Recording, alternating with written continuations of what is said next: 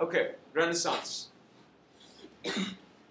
The question for the Renaissance is, what was the Renaissance, and to what degree was it a rebirth?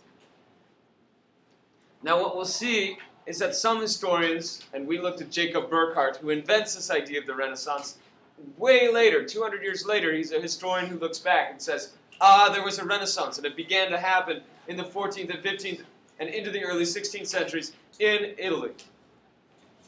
And this Renaissance was a rebirth of Europe from the barbaric Dark Ages, and he said it was a new mindset that emerged amongst Renaissance people. And this mindset lifted the veil of mysticism, the veil of religion, the veil of superstition, and got people to think of the world as it actually was, and also got people to think of themselves as individuals in that world. So that's the Burckhardt thesis on the Renaissance. Many historians disagree. Some historians reject the idea of Renaissance altogether. Some historians say that there's so much change going on in the late Middle Ages that this is just part of a gradual transition, and that the concept of a Renaissance is overblown. After all, we see way back with the Decameron or Dante, new ideas about the depiction of human beings. This is perhaps just a continuation. Use of vernacular, writing, looking back to the late Middle Ages, or to the Greco-Romans. This is a continuation, a more gradual change. Certainly what we do know is that the Renaissance is a change in art. We see a change in art and writing. We see wealth in Italy. That results in new lifestyles for the rich there.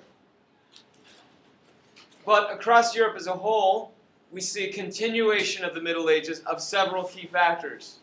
A continuation of the politics of the Middle Ages, the feudal order.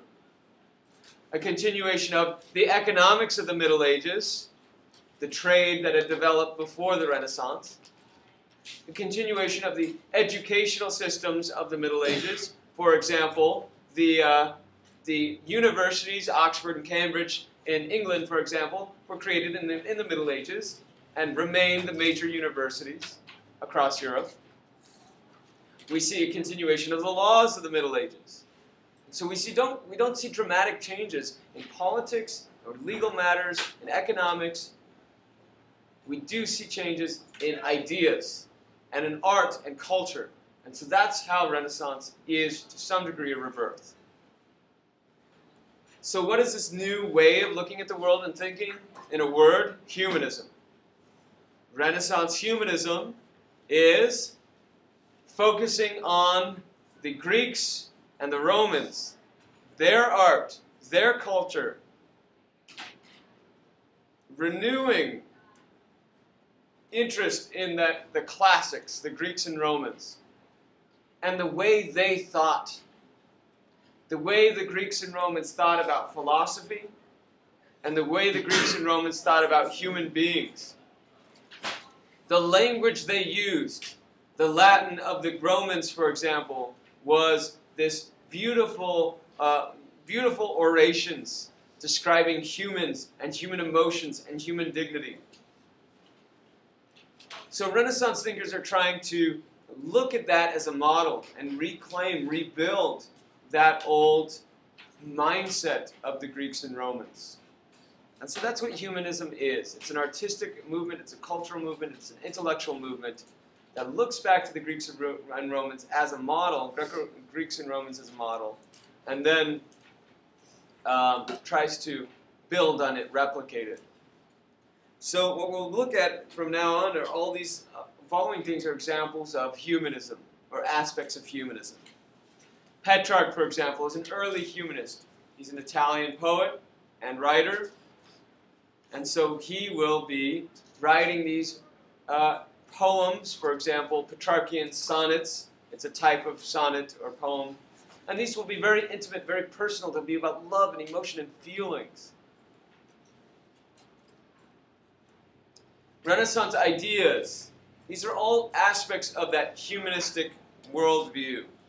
Virtue, the idea of virtue. of humans should think about what is the appropriate way to act in different situations, and that humans should hold themselves with dignity and virtue. The idea of the Renaissance man, that humans should seek to be well-rounded in this world. Humans should seek to know much about all different aspects of this world. This feeds into two other ideas. Individualism, the idea that man should seek to do things for himself. Ambition is good. Accumulating things, accomplishing things, that's good. And secularism, an idea that man should look at the world as it is, and not merely be focused on theology and the other world, but be focused on accomplishing things in this world, knowing things about this world, drawing things that replicate this world. And so this idea of this secular aspect of humanism will inspire interest in science and interest in anatomy, will inspire interest in art, trying to depict the world as it actually is.